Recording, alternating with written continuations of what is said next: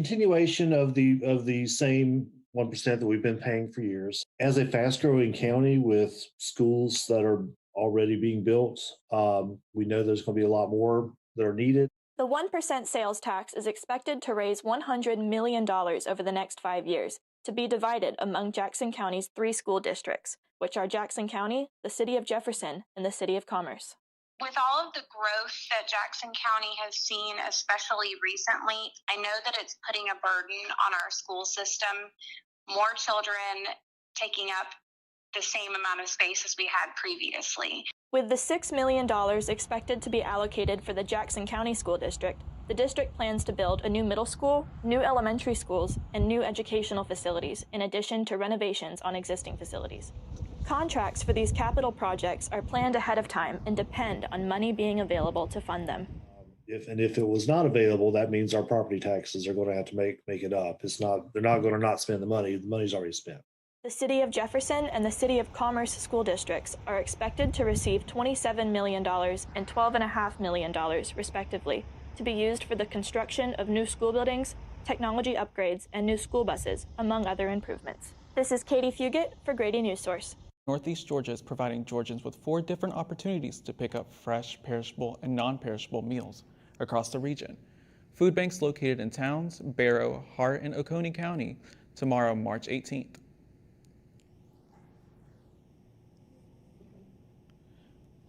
Northeast Georgia counties, including Oglethorpe, Athens, Clark, has seen an increase in prescribed burnings over the past few weeks, and residents are starting to take notice. Grady Newsource reporter Xavier Hood with more. The Georgia Forestry Commission has been conducting prescribed burnings across Northeast Georgia and plan on continuing for the foreseeable future. Prescribed burn is a fire that is deliberately set for specific purposes by a trained practitioner. It is a safe way to apply a natural process, ensure ecosystem health, and reduce wildlife risk. Kenneth Parker, Wildland Fire Specialist for the Georgia Forestry Commission, explains why people have been noticing smoke in the area. It's one reason why we're seeing a lot of smoke right now is that we've been constrained by the weather recently, and this past week and a half, we finally got some good burning weather, so everybody is trying to get their burns in before green up and nesting season. The Georgia Forestry Commission encourages these burnings and offers assistance to those who welcome it. Services include plan preparation, equipment loans, and on-site assistance. The Oglethorpe County Sheriff's Department has been notifying residents of where some of these burnings have been taking place on their Facebook page to ease concern. Prescribed burnings help manage our forests and remove possible fuels in case of an actual forest fire. Doug Aubrey, Associate Professor of Forest Ecophysiology and Energy Ecology, explains the positive impact these burnings have on the trees. But we manage our forest with it because like I said, one, it removes fuel. It has positive impacts on tree growth by removing undesirable species that are not adapted to fire and not tolerant to fire. If you're a landowner looking to do your own prescribed burn, call your local forestry ranger or request one at the Georgia Forestry Commission's website. I'm Xavier Hood, Grady Newsource. This Saturday, March 20th at 10:30 a.m. at Oconee County High School, hosted by the Oconee Lions Club. This event is open to the general public and will contain perishables and non-perishables. The event will last until all boxes are distributed. After the break, we'll see how Madison County Sheriff's Office uncovered drugs after a week of investigations.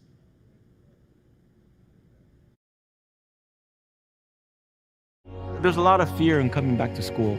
I'm a 40-year-old man that walked in there to get his high school diploma.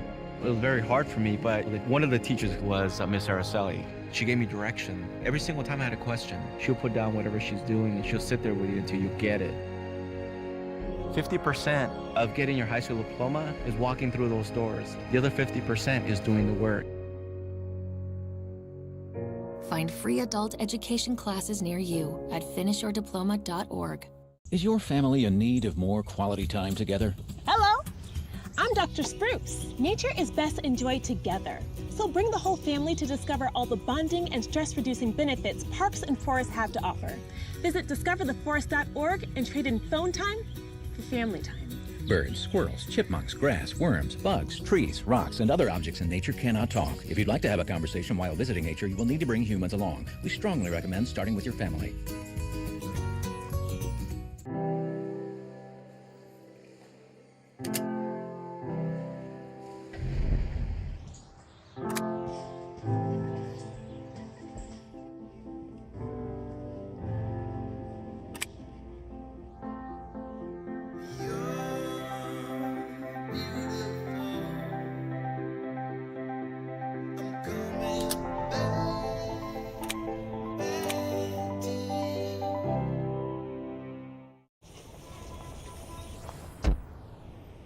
Na na na na na, I love you so. I love you, I love you. La la la la, la la la la la la la. We're here. Yay! It's a short drive from your neighborhood to your naturehood. To find a neighborhood park or green space near you, visit discovertheforest.org. The narcotics team within Madison County Sheriff's Office uncovered one of the largest drug busts they've seen. Grady Newsource reporter Zach Miles has more. For multiple weeks, the narcotics team within the Madison County Sheriff's Office had been investigating a drug-related case. After obtaining a search warrant, their narcotics team uncovered over 1.5 pounds of methamphetamines, multiple firearms, and a little over $3,000 in cash late Monday night. Madison County Sheriff's Office Captain Jimmy Patton was shocked at the size of this drug bust. You didn't think a couple of ounces is the usual amount that they recover. Just like this was over 1.5 pounds actually, which is one of the larger ones we've had in some time here. The narcotics team arrested and booked 5 individuals from the drug bust on East Commerce Road. It occurred close to the Madison and Jackson County line.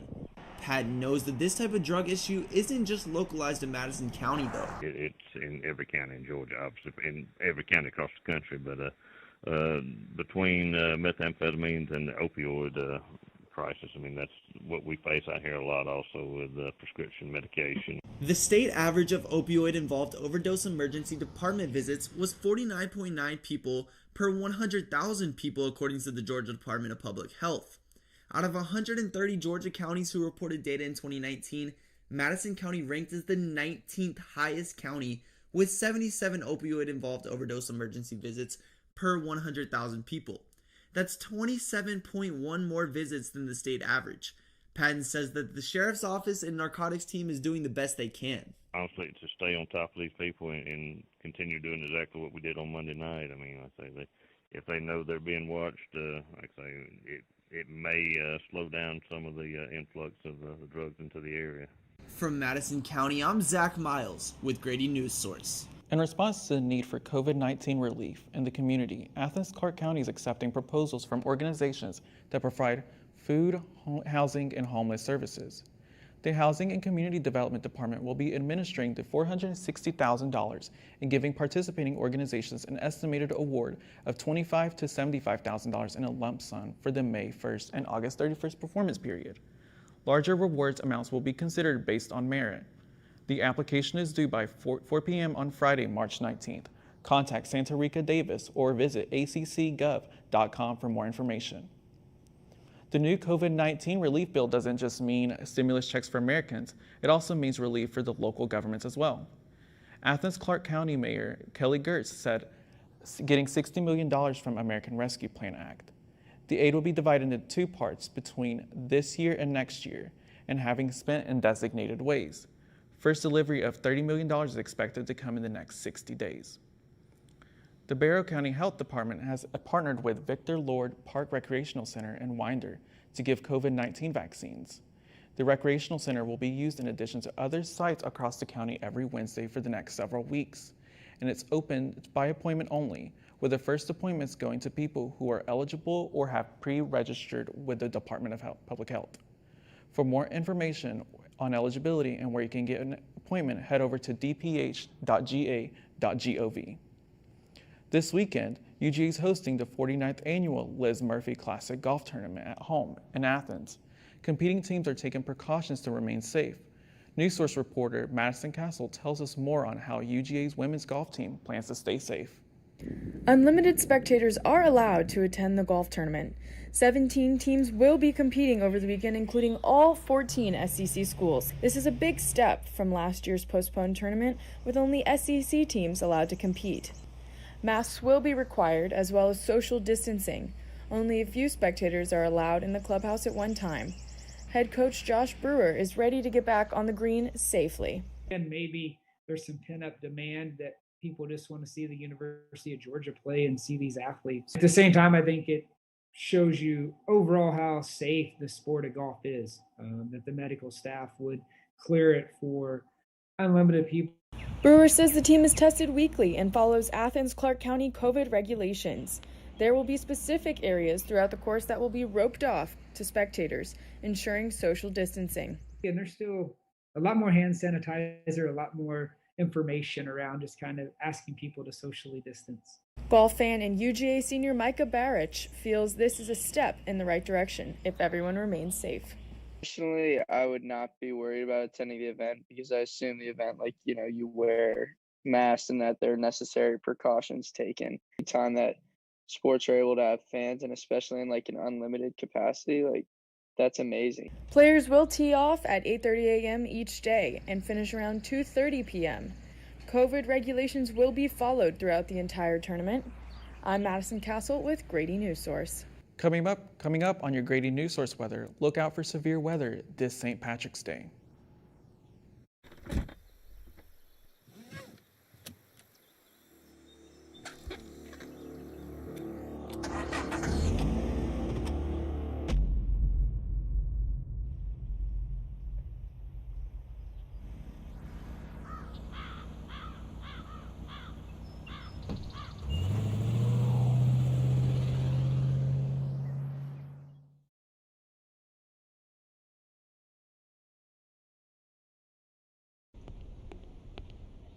Can I tell you a cat joke?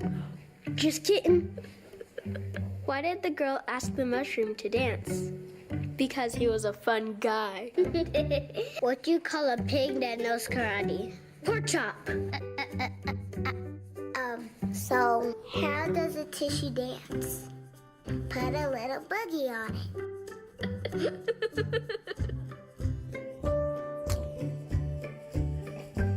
Hamilton was adopted from a rescue in 2008. He really likes to be around people. And as soon as I start to make my breakfast, Hamilton is right there. I get out my mat and I'm doing a downward dog and he's underneath.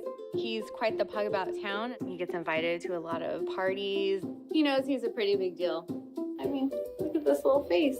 How could you not love him?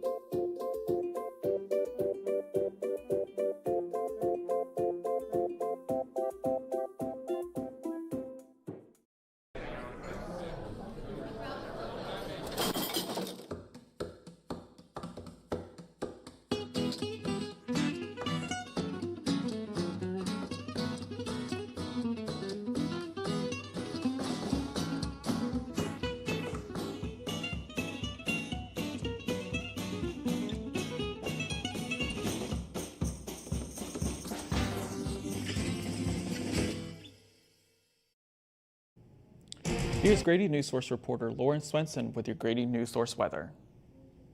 Here in Athens, and this rain won't let up anytime soon. But don't cancel your weekend plans just yet because the sun will shine again after we get through the next 2 days of severe weather here in Athens. Oh, and grab your rain jacket on the way out the door. We wouldn't want you to melt.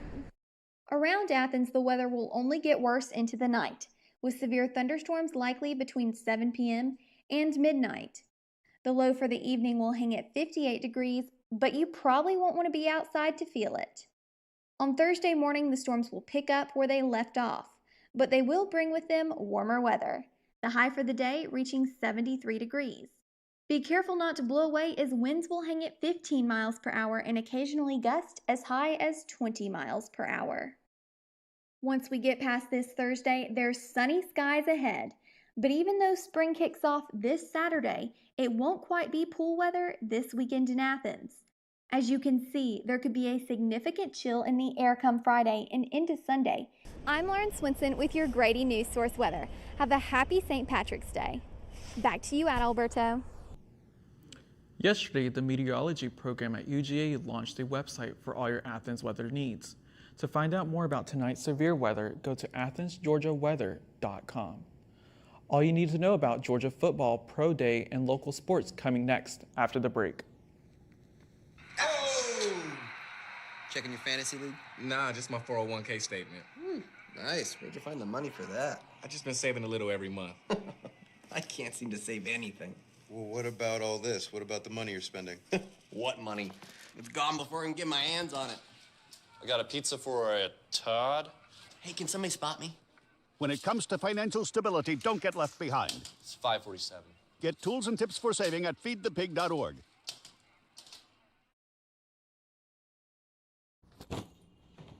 Hart, what's going on? I'm leaving. Why? What did I do? Not enough. You constantly ignore me. You barely eat anything healthy. You're half as active as you used to be. The pressure is just too much. I quit. Okay, I get it. I'll do better. Just please, don't leave. Okay. But remember, if I go, you go. Listen to your heart. Don't let it quit on you. Uncontrolled high blood pressure could lead to stroke, heart attack, or death. Get yours to a healthy range before it's too late. Stay tuned for your Northeast Georgia sports updates with Newsource reporter Jillian McIntyre. Football is making its way back in Athens. Some players are taking their talents to the NFL. The University of Georgia football team started spring practice yesterday and also hosted Pro Day today at their indoor practice facility from 11 a.m. till 1 p.m. The Pro Days are taking place on individual college campuses this year, and 11 Bulldogs are taking the field today. With the cancellation of the NFL Draft Combine for 2021 due to concerns regarding COVID-19, these Pro Days carry extra importance for draft-eligible players to show their skills. Clark Central's senior forward Rio Foster is still making headlines.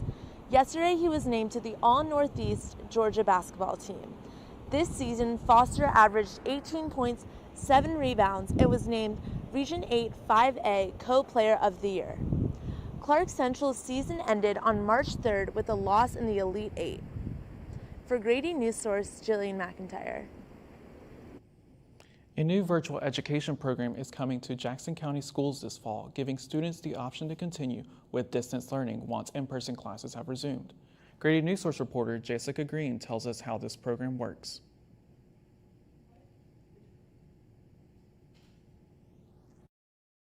Program. Heather Zucher says her kindergartner and 5th grader have academically flourished this year with at-home learning. Her family is excited to continue distance learning next year with Connect Academy, a new digital learning program offered by Jackson County. They like that the program offers a more tailored and individualized approach to education. This is especially useful for her son Hayden, who has ADHD. The idea that if he needs a little bit more time to complete something, he's not pressured by the bell about to ring and have to switch classes, and just having that flexibility for him, I think, is good. The Assistant Superintendent for Teaching and Learning at Jackson County says the process for creating this program has been expedited due to demand from parents and teachers. It's been a very heavy ask for our teachers that are in-person teachers to do hybrid and online and to go back and forth. Dr. T.J. Kopcha researches online education formats for K-12 students.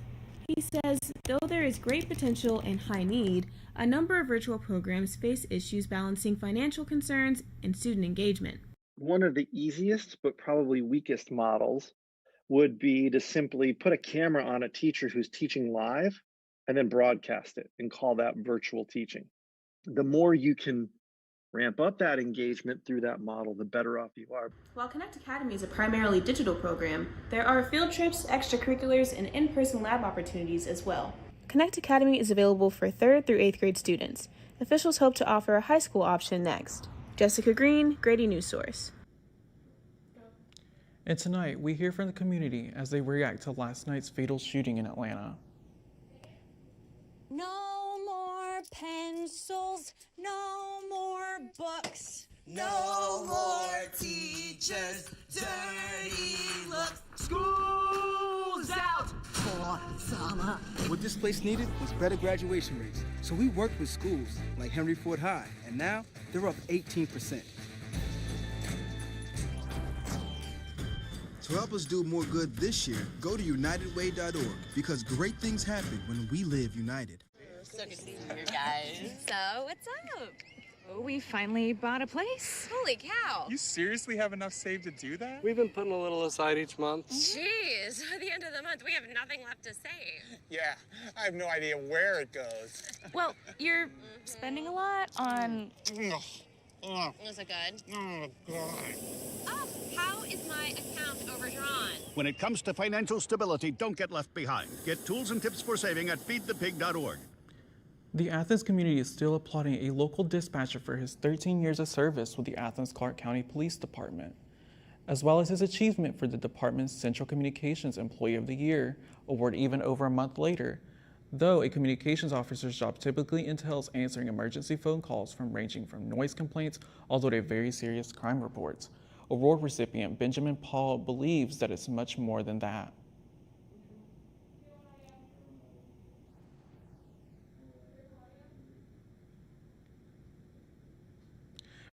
Communications Officer Benjamin Paul attributes much of his success to his colleagues and hopes to continue helping others. Dispatchers treat all callers with utmost respect they deserve.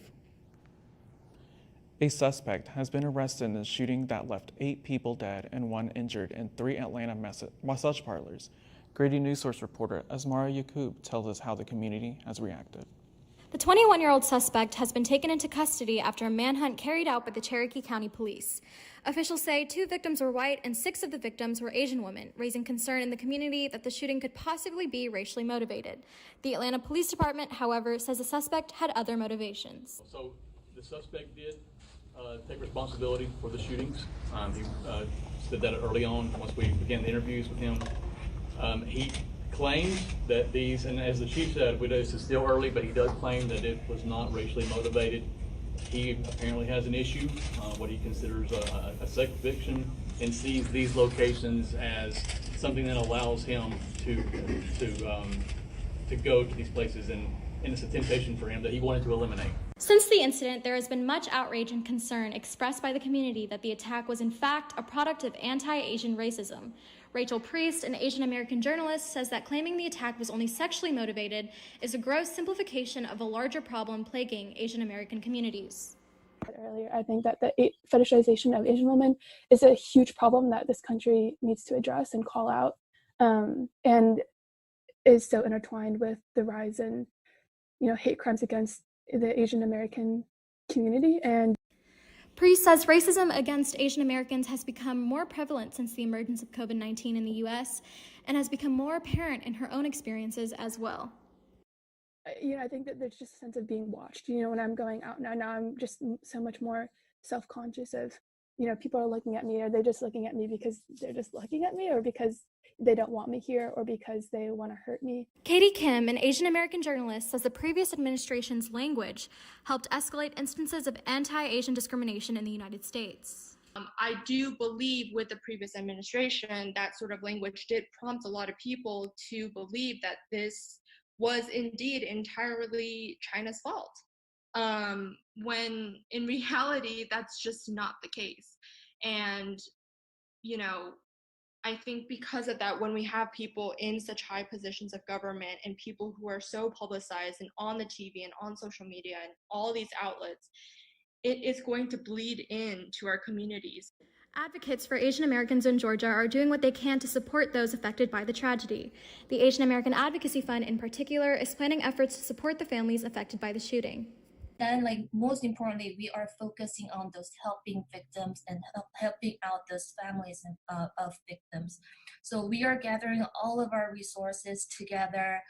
We have all these active community members who are willing to volunteer to support all these victims and gather a financial fundraisings to help them out.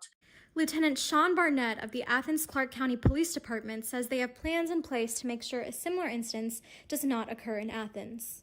Of course, our patrol officers are aware of what happened, and there are assigned specific patrol zones, so they're aware of any businesses or anything like that in their areas of responsibility that they should keep an eye out on.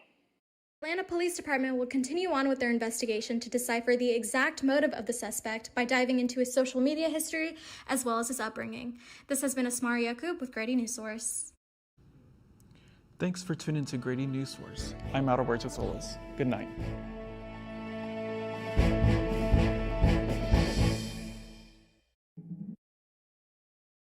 Grady Newsource is a student production of the Grady College of Journalism and Mass Communication at the University of Georgia, which is solely responsible for its contents. Views expressed do not represent those of the administration nor the Board of Regents at the University System of Georgia.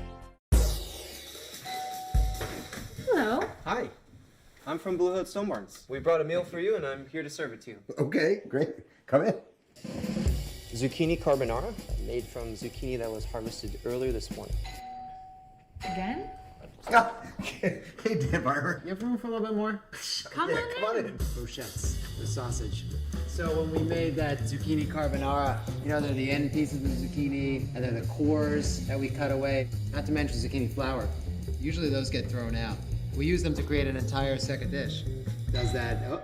Again? I'm here to bring you your third course. It's the vines from your zucchini. We'll have a little zucchini stem pasta, a different experience of zucchini. When we start to think differently about our food, we can get a lot more out of it. This is delicious. What do you think we can make out of this? 40% of food in America is never eaten. Cook it, store it, share it. Visit SaveTheFood.com. 1 in 6 seniors faces the threat of hunger, and millions more live in isolation. America, let's do lunch. Drop off a hot meal and say a quick hello. Volunteer for Meals on Wheels by donating your lunch break at americaletsdolunch.org. Laughing too hard at one of your colleagues' jokes at the office party? He's not even funny. Warning sign. Those drinks are probably going to your head. Probably okay isn't okay when it comes to drinking and driving. They call me Maxie, but I prefer tripod. I was your above-average four-legged homie, and then wham-bam minivan. Some people pity me. Now that's lame. I still run, fetch, and swim. And the ladies love me. I'm the ultimate wingman. Just don't ask me to high-five.